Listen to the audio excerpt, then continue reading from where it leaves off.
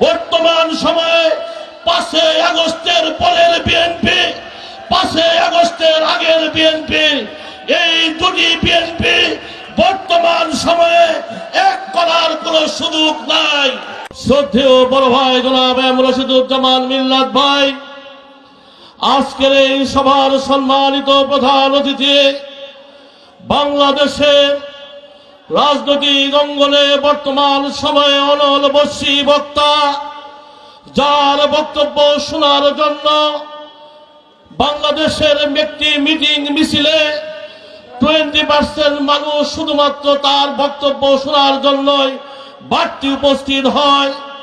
জাতীয়তাবাদী ছাত্রদল থেকে বেড়ে ওঠা নেতৃত্ব, ঢাকার পিচ ঢালা রাজপথের অন্যতম নেতা, স্বেচ্ছাসেবক দলের সাবেক সভাপতি, ছাত্র দলের সাবেক সভাপতি, আমাদের শ্রদ্ধেয় অগ্রজ, বর্তমান বিএনপির যুগ্ম মহাসচিব, বিএনপির ভারপ্রাপ্ত চেয়ারম্যান তারেক রহমানের অত্যন্ত ঘনিষ্ঠ সহচর, প্রিয় নেতা, প্রিয় ভাই হাবিবুর নবী খান সোহেল ভাই, আজকের এই সভার প্রধান বক্তা, বাংলাদেশ জাতীয়তাবাদী দল কেন্দ্রীয় নির্বাহী কমিটির ময়মনসিংহ বিভাগীয় সাংগঠনিক সম্পাদক, আমাদের সকলের প্রিয় নেতা, সজ্জন ব্যক্তি জনাব শরীফুল আলম সাহেব, আজকের এই সভার উদ্বোধক, জামালপুর বিএনপির ঐক্যের প্রতীক ব্যারিস্টার আব্দুল সালাম তালুকদারের সুযোগ্য উত্তরসূরি, জামালপুর জেলা বিএনপির সভাপতি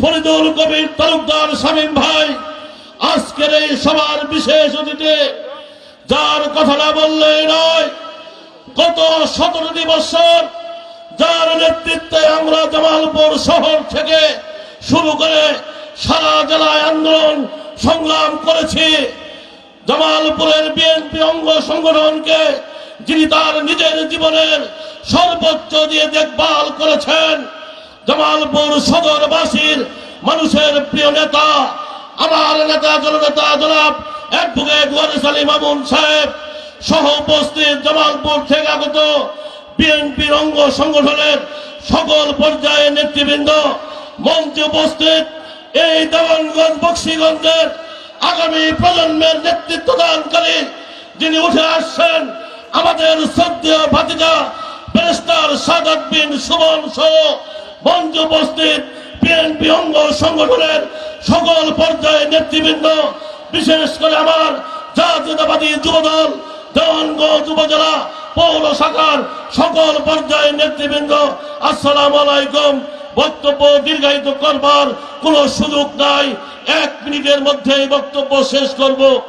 প্রিয় নেতা মিল্লাত ভাইয়ের দৃষ্টি আকর্ষণ করে বলি, বর্তমান সময়ে 5 আগস্টের পরের বিএনপি, 5 আগস্টের আগের বিএনপি, এই দুটি বিএনপি বর্তমান সময়ে এক করার কোন সুযোগ নাই। তাই নেতা, ভোট গণতান্ত্রিক প্রক্রিয়ায় ভোট হবে, ভোট আমাদের সংগ্রাম একটি ভোটের জন্যই বিপ্লব, এই বিপ্লব আমরা দেওয়ানগঞ্জ সহ সারা বাংলাদেশে প্রতিষ্ঠিত করব, এটা ঠিক।